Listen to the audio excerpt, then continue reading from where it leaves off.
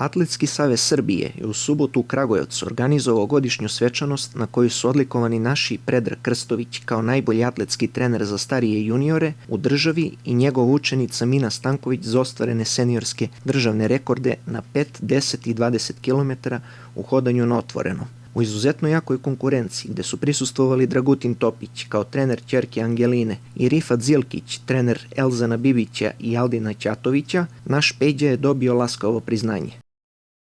I znate sami, kada imamo ko će da stane iza nas i da nas podrži u svemu tome, to je grad. Nije džabe grad sporta, Pirot je grad sporta. Eto, mislim da smo opravdali očekivanja grada, očekivanja naših prijatelja, očekivanja uopšte grada kao Pirota, što kažu. Tako da, eto, najuspešniji smo, ni manje ni više. Posle rada sa Danicom, Jovanom i sada Minom, trener ima dodatni podstrek.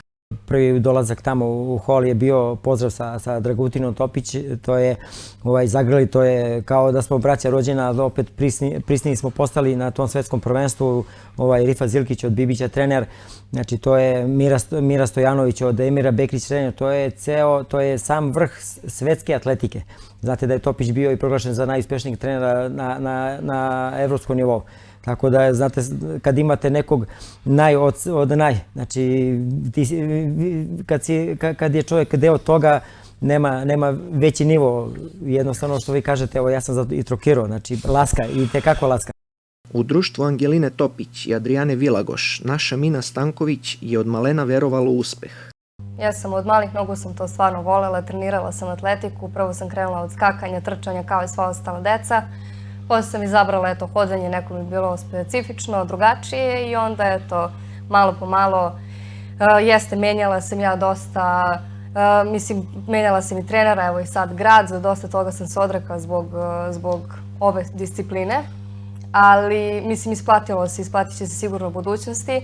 Naravno, to što ste pitali, laska mi da budem među najboljim atletičarima koji su u samom vrhu Evrope i sveta i ja evo među njima. I svi ovi državni rekordi su, da kažem, nešto što sam i očekivala jer se trudim i radim i onda uspeh i dođe sam po sebi. Napredujem i dalje, učim i dalje i mislim da ću tokom cele karijere učiti, tako da ovo je stvarno nešto što sam ceo život želela i uživam u svom poslu.